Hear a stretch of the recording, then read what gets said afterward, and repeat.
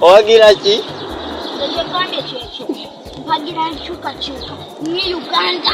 Kiwulira? New Uganda.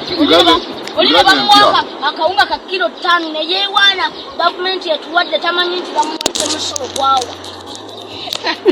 Njagala owulirize abasajja bano abakulu oba bataata baffe byate bo kye balowooza mu kaseera kano ak'okulonda.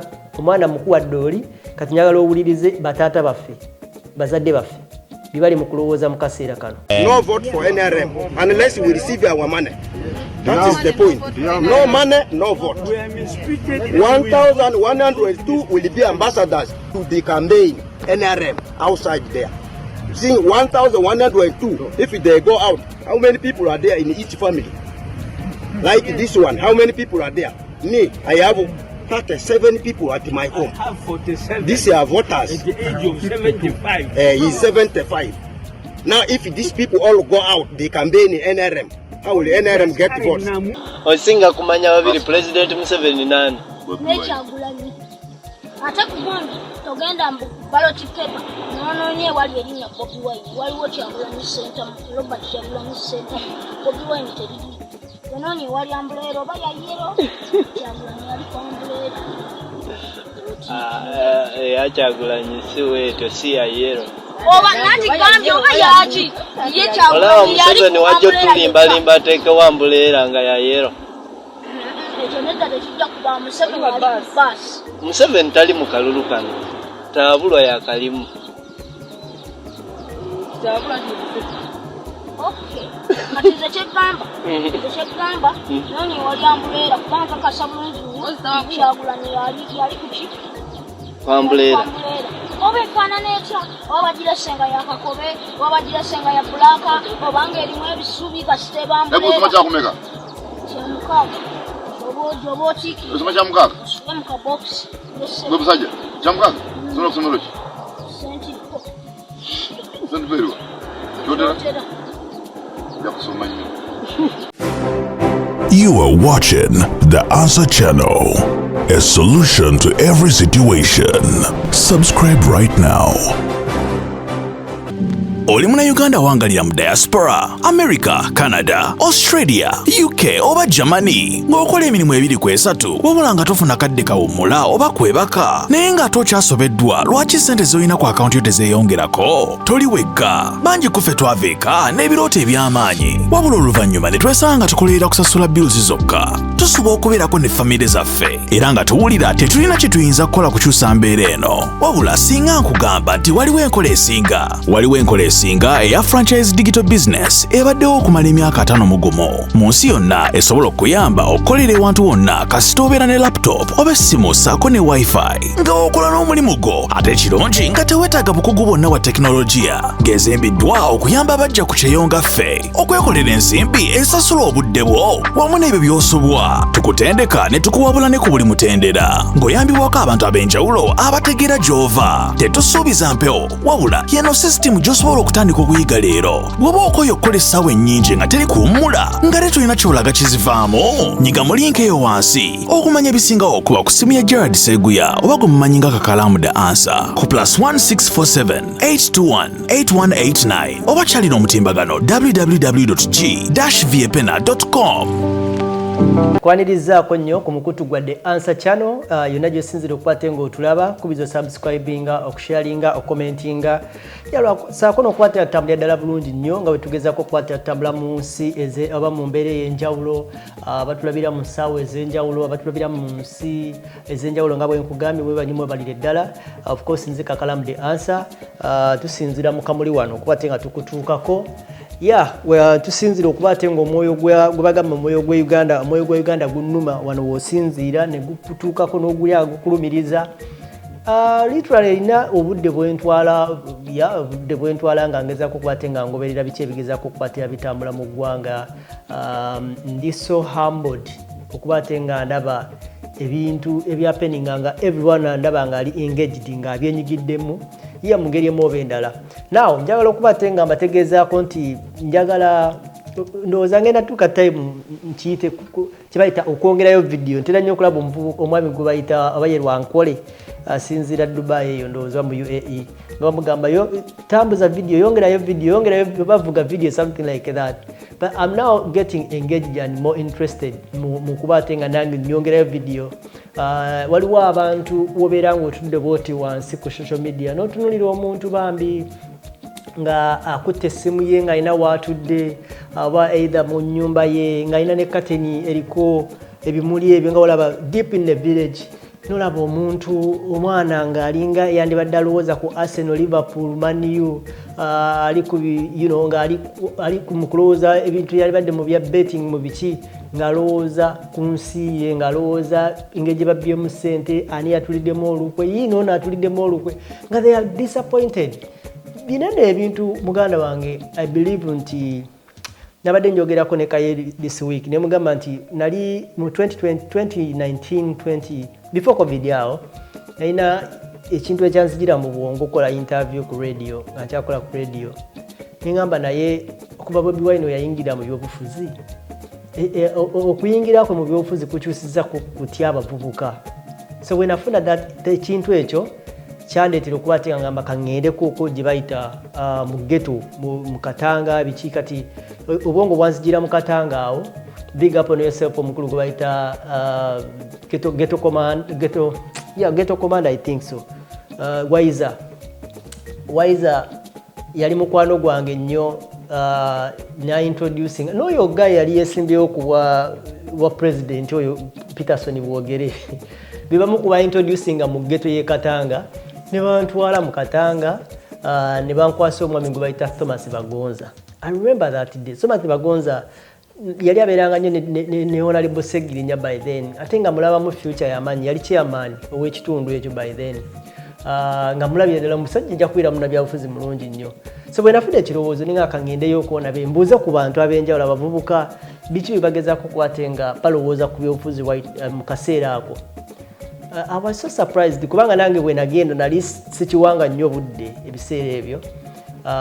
Omwami oyo Bagonza n'abaana ba Gepto bakikonfirming nga balina ekintu kye baŋŋamba ne bagamba nti before nga Bobi Wine tanaba kujja mu byabufuzi tetuganya baaliwo era waliwo abaali babagoberera tujja kiwakanya but nga twogera ku ono gwe tukuze naye twogera ku ono gwe tukuze atudansingira ku nnyimba ze twogera ku ono gwe tulabiddeko nga akozeeko ekintu abadde mu bufumbo for over emyaka gye tutamanyi emyaka aba 20 something oba emeka naye nga si kyangu muganda ng'okuuma obufumbo ng'oli celeb ng'oli star naye abukuumye nga towulirangako simanyi yayenze towulirangako simanyi yakoze biki stories nga toziwuliddeeko story ebiremesa omuntu okubeera mu bufumbo. So alina bingi bye tubadde tumukulira bye tulaba nga akuze tubiraba ebimu nga tuli inspired n'abo abantu abasatu. So bwe natuukayo ne baŋŋamba nti omusajja gwe bayita Bobi Wine okuba yajja mu byobukulembeze oba mu byobufuzi yakyusa abaana abasinga ne bava ku mboozi ya omupiira gwa Arsenal. Simanyi Arsenal twaguze gundi anti tweteeka namu nange nali mpagira omupiira nali mpagira Chelsea by then nga bagamba naye nagiwagira ddako nga nsobola okuwakanira n'enkunyonyola Mourinho oba oyo omusajja oba omurasho yali adanyini ttiimu ya Chelsea nga muwakaniranga kitange nga muwakaniranga nanga inako share ku Chelsea. Abaseno ngo basanga bali bubi nnyo abamani ngo basabaga kati we ketwaguze gundi ketwalese gundi so kayemboze eri mu Kampala. But right now ebintu bigenda bikyuka ebintu bikyukidde ddala muganda wange otunulira omuntu from far deep in the village nga ine ekintu kyayogera ngate wandibadde okirinda ku twina shock radio gye nali nkola gye bayita Lutindo nga oyinza okuba nga obalinda badde eyo boogerere ebyo olinda abo babyogereko ate nga oluusi ffe tetuli interested mu ebyo ebyobufuzi nzibbanga nena ninakolera ku radio sina lunaku lwenakera ku makya nga nvudde kubanga show yange yavangako nga ate bebaddako mbumpuliriza simanyi ga simbagane simanyi ani Lutindo no saabintwalako obudde kubiwuliriza. So ogenda okwesanga nga generation oba abantu abandiwuliriza ebintu ebikwata ku ggwanga tetwabiwulirizanga nga tugwa bugwi okwata bukwaso ddeeri okola birala.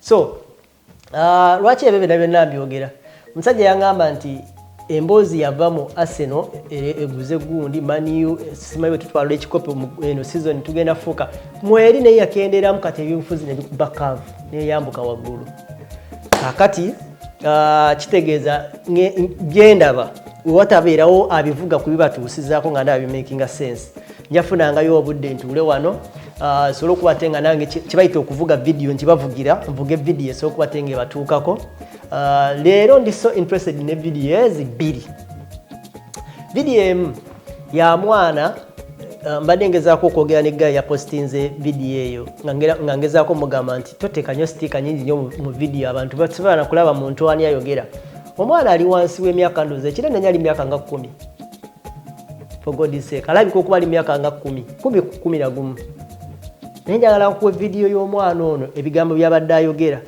nkukubire ne video endala eby'omusajja aba NRM kye baliko kuba ono omwana kyali mu kwogera ali mu myaka 10 ekinene nnyo n'omusajja omukulu ali over myaka 4 ku 5 byayogera njagala tutandike n'ono omwana ono ka video kano nakasanzeeyo ku TikTok niŋŋamba nedda kankavuge nange kangambe kye bayita vuga video eyo okategedde ya so wetugenda otambulawo leero njagala owulirize bulungi nnyo goyita muntu akusinga obukulu sooka ombulira olonda ono takimanyi nti nno omusinga obukulu ali oba akuyita muto sebo owagira ki ekyekambye kyekyo mpagira nkyukakyuka ni Uganda kiwulira New Uganda olina bamuwanga akawunga ka kilo 5 neyeewaana gavumenti etuwadde tamanyi nti bamuwadde musolo gwawa ne bamuwa butimba n'alowooza nti 58 bali banno 8 bafuga emyaka 23 naye ye omuntu emyaka nakala kamanya byafaayo kati ki ekisinze okutama ku mulembe gwa Museveni yatulimba covid kikulira tetukyasoma lwakuba ekisajja ekyo kyokubiri kasita mumulonda mmwe ne mukola obusungu mumulonda agenda bagoba ku nnyanja mweke nnyini si mweke nnyini wabula ffenna era tugoba ku nnyanja kiwulira nnyanja yaffe siye yansi yonna kati ekimulesaako ebintu mubakuume embiri ebyekyekiki tukimanyi naffe talina magezi era kibasa n'omuvubi addawo n'abaana Museveni oye bagambe baabo bagambe era gwe noonye wali ambuleera obuti yiyo gikwate nakaawo oba efaanana etya Kyagulanyi yali ku ambuleera yekka osinga kumanya babiri President Museveni nani ne Kyagulanyi ate kugundi togenda mu ballot paper nonoonye wali erinnya Bobi Wine waliwo Kyagulanyi center Robert Kyagulanyi center Bobi Wine teriri nonoonye wali ambuleera oba yayero Kyagulanyi yali ku ambuleera eya Kyagulanyi si weeto si yayero oba nati gambye oba yaki ye Kyagulanyi yali Museveni wajja tulimbalimba ateekewo ambuleera nga yayero ekyo nedda tekijja kuba Museveni ali ku baasi Museveni tali mu kalulu kano taabulwa yakalimu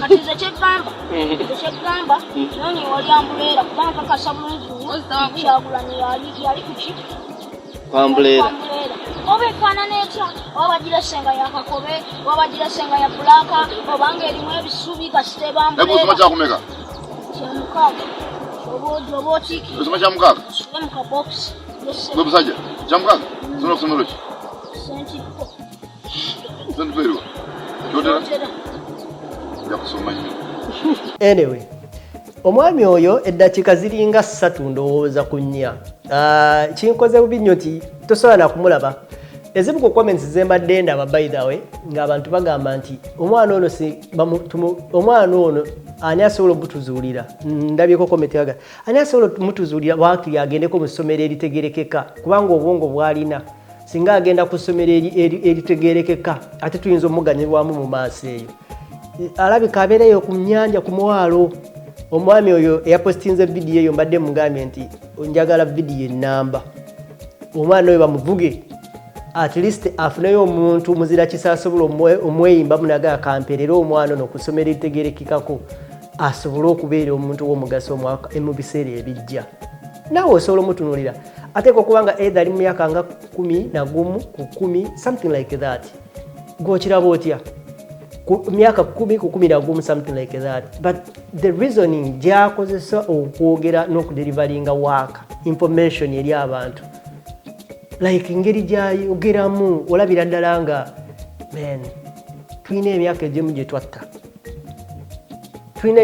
gye twatta awo gye baatuvugiramu awo speed nga singa twatandika okulowooza ku bintu ebimu mu mbeera oba oli awo singa tuli wala tulina emyaka egimu gye twali tulina okukoleramu ebintu ebimu eri ensi ne tutabikola oba okitegeera so big up on yourself eyatimbye omwana oyo nange ndowooza nandiradde n'ekirowoozo kyekimu alabika n'okuba n'okusoma tasoma musajja wattu akozesa bwongo magezi mazaali basobola omuvuga n'avuga newafunayo omuzira kisasobola omuyamba omwami oyo omwana oyo at least nagendako mu ssomero erisumuuseemuuko katono ku eryo lyasomerako waba alimu eno ngeri gya background nga ngeri gyogirabamu waba alimu eno category ng'asobola okwogera ebigambo ng'ebyo naye byosobola otula wansi omuntu omukulu n'ogamba yes omwana ayogera sense omwana asobola okunyonyola alina reason ye lwaki ayagala balonde kino lwaki ayagala bakole kino omuntu okukwata eddakiika eziwera ennya essatu nga owulira tayagala muvaako then that's good okirabye ddala nga kikola amakulu so ekyo nga kivuddewo nga tuwulidde omwana oyo ninayo eddakiika endala ziringa 2 era ku 3 njagala owulirize basajja bano abakulu oba bataata baffe ate bo kye balowooza mu kaseera kano ak'okulonda omwana mukuwadde oli kati njagala owulirize bataata baffe bazadde baffe bye bali mu kulowooza mu kaseera kano. No vote for NRM unless we receive our money. That is the point. No money, no vote. 1,102 will be ambassadors to the campaign NRM outside there. See, 1,102, if they go out, how many people are there in each family? Like this one, how many people are there? Me, I have 37 people at my home. I have 47. These are voters. At the age of 75. He's 75. Now, if these people all go out, they campaign in NRM. How will NRM get votes? And these people are all across up Kuyumbe, Pakwats, Obongi. We are all here. Pakwats, we are all here. Nebi, we are all here. I have the list here. So how will NRM get votes from West Nile? Because they have turned West Nile to be for Congo or either Sudan. If they can pay cows in Atoli, cows in Lango, cows in Tessa, human being who votes for NRM, you don't care. So is this really? I don't know. What do you say about the Bible? What? The Bible. What do you say about that? No, the Bible they will read because those are the curses from God. They have given the verses already. Let them read. They will find it in the Bible. Because I'm somebody who reads Bible. I know what is there. Those greedy NRM leaders, let them read those verses I gave. Yes. Alice attacked me here. Where is Alice now? I gave her the same Bible. The verses. Where is she?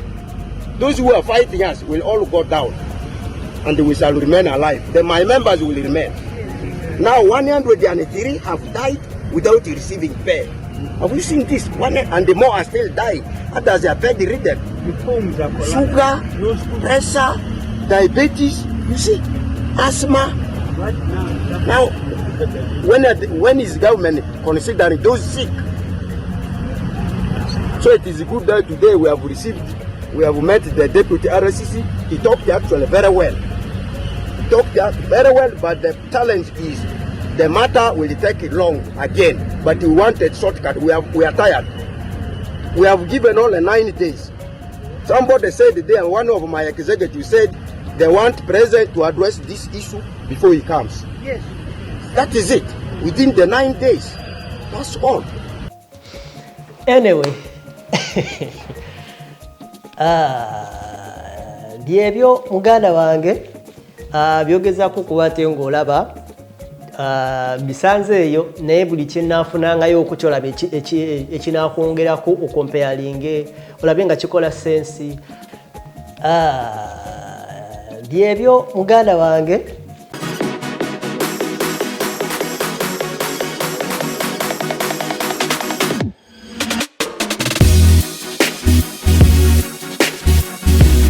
The Answer Channel, a solution to every situation.